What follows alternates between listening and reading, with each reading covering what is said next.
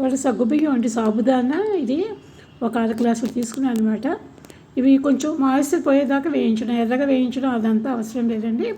లోపల ఏమైనా కొంచెం తడిగా ఏమైనా ఉన్నా మంచిగా రావడానికి ఒకసారి వేయించేసి ఒక 5 నిమిషాలు వేడైపోయిన తర్వాత తీసేయచ్చు అనమాట.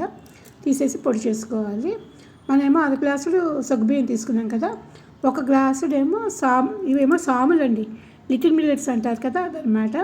ఇవి 2 కలిపేసేసి పిండి కింద చేసుకోవాలన్నమాట. మిక్సీ గ్రైండర్లో చేసుకుని అందులోనే ఏంటంటే ఇదైతే ప్రీమిక్స్ పౌడర్ కింద కూడా చేసి ఉంచుకోవచ్చు అండి. ఎందులో పడితే అందులో మనం చక్కగాను ఇందులో అన్నీ వేసుకుని చాలా రకాలు చేసుకోవచ్చు అనమాట. అవి కూడా చూపిస్తాను నేను. ఇదేంటంటే ఇవాళ నేను ఊతప్పల్లాగా వేస్తున్నాను అనమాట. చాలా బాగా వస్తాయి. కొంచెం పచ్చిమిరపకాయలు, కొత్తిమీర, జీలకర్ర, వాము, కొంచెం పెరుగు, 2 పిల్లలు వేసేసుకుని స్మూత్గా కలిపేసుకోవడమేనండి. ఉండలు లేకుండా చక్కగాను ఇలా హోల్స్ పడితే చక్కగా వస్తుందన్నమాట. చాలా బాగుంటుంది, హెల్తీ ఫుడ్ కూడాను. ఇదేంటంటే ఉపవాసం ఉన్నప్పుడు వ్రతానికి కూడా తినచ్చు అనమాట. దానికి కూడా పనికొస్తుంది.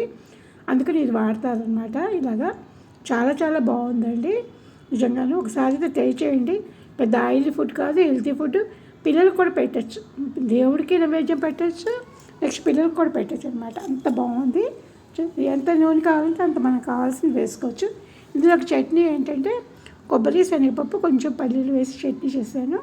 కొంచెం చింతపండు, పచ్చిమిరకాయలు, నెక్స్ట్ ఏమో పోపు పెట్టేసేసుకున్నాను అనమాట. ఇవి వేయడం తీయడం తప్ప వేరే పని ఉండదు. ఎంతమంది వచ్చినా వేసి పెట్టచ్చు. ఎవరైనా ఇంటికి వచ్చినప్పుడు కూడా స్పెషల్గా వేసి పెట్టచ్చు. వీటి టేస్ట్ వేరుగా ఉంటుంది. మామూలు బియ్యం వేసుకునే కన్నా ఈ లిటిల్ మిల్లెట్స్ వీటిని సాములు అంటారనమాట. షాప్లో దొరుకుతాయి.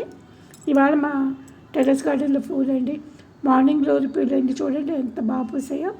నాకేంటి ఇలాగా పువ్వులతో అమ్మవారిని తయారు చేసుకోవడం అనేది చాలా ఇష్టం అండి. చాలా పూలు పోస్తాయి కదా. నాకు లాస్ట్కి పూజ అంతా అయిపోయిన తర్వాత పెద్ద పెద్ద పూలన్నీ అమ్మవారిలాగా అలంకరించడం అనేది చాలా ఇష్టం. చూడగానే అమ్మవారు కూర్చున్నట్టు, చేతులు అటు ఇటు ఉన్నట్టు అలా అనిపిస్తుంది అన్నమాట. బాగుంది కదా.